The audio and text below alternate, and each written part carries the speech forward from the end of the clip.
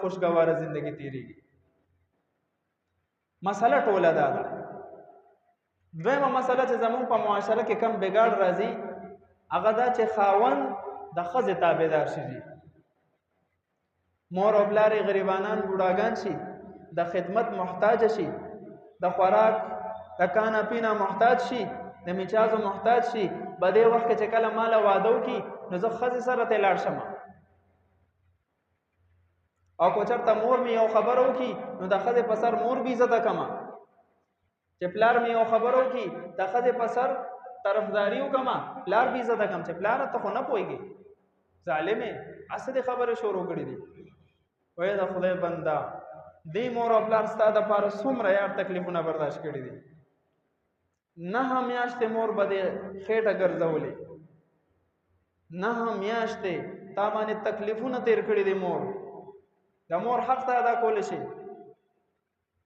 کو غونډ عمر وته په پیالې کې اوبه ونیسي، مور د نو اوبه وغوستې بچې اوبه راواخله او تا ولې اوبه راواخېستې او دا یو خپه دې داسې اوچته کړي په یو خپه ولاړې او هغې ته خیال نه وي غونډ عمر در مرګه پورې ورته داسې ولاړې او مې حق نشي ادا کولی.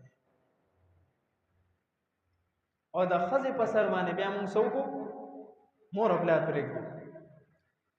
اوس بعض اوقات داسې هم کېږي مور به په ناجایزه باندې انسان دی، پلار به په ناجایزه یو خبره وکړي نو په عام مجلس کې خاوند لپاره اصول درته ښیمه. اوس ستا ښځه په یو مسله کې په حقه ده، مور دې په ناحقه ده یا پلار دې په ناحقه دی، نو په عام مجلس کې د مور او د پلار تایید وکړه. ښځې ته ووایه تا غلطۍ کړې، خاموش د مور او پلار طرفداري وکړه. خو چې کله ځان نشي کمره کې شي نو بیا به ته وایې خو ګوره کمزوري دي. اوس چې څومره مشران کېږي نو د دې خوی د ماشومانو شي، خیر دې معافې کا، ما ته پته ده چې ته په حق یې، هغې په ناحقه دي، خیر دې معافې کا. د هغې د زړه خیاله مو ساته، خو په ډک مجلس کې مور او پلار مه بې عزته کوه. ته ګوره چې ستا د کور نه بیا د جنت والا زندگی جوړېږي کو نه جوړېږي.